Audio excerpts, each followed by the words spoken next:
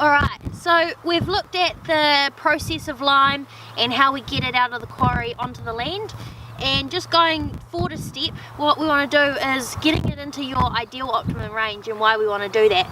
So when you look at a soil test, you'll see that your optimum level should be somewhere between 5.8 and 6.2, and the reason for that is because that's when you get the greatest abundance of your major nutrients while not impacting on the animal health requirements that go through into the animal.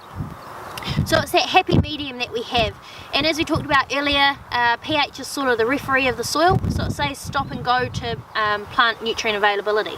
When you look at this, pH is really important for clover production, and one of those reasons why is because we've got this trace element in the soil and it's required in the smallest amount, but it contributes the most to clover.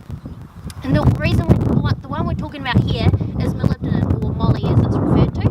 What moly does is as your pH increases, your moly availability also increases. And moly is really important for the clover for nitrogen fixation. So with a lack of molybdenum, the chances are that you don't have the ability to fix nitrogen out of the atmosphere and turn it into plant available nitrogen in the clover, which the animal can eat and then urinate somewhere else in the paddock. And that's how you get your free nitrogen cycle happening in your pastoral system.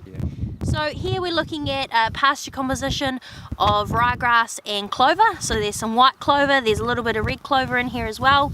And this clover and this pasture's just been chopped, and it's going to get baled up this afternoon into baleage bales. Another awesome reason why we want to lift our pH is because we want to neutralise as far down into the soil profile as possible.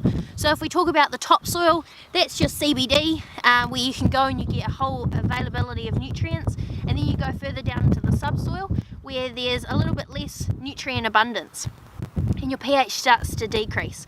The thing with pH decreasing is that the roots don't like to go down and take up heavy metals such as iron and aluminium.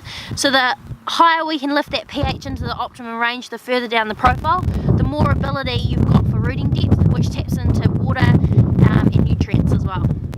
So if we're talking about New Zealand exports, we're talking about doubling the value that happens by 2050. And one of the main ways that we can do this is making sure that our soil fertility through herbage testing and soil testing, so getting that good base foundation is there, is allowing us to make sure that our soil fertility is in that optimum range. Specifically looking at pH, because as we talked about earlier, pH is really important and it's the referee of those nutrients in the soil. At the end of the day, every farmer wants to have as much yield as possible from every hectare of land, and so it's about optimising that and getting the most production that they can.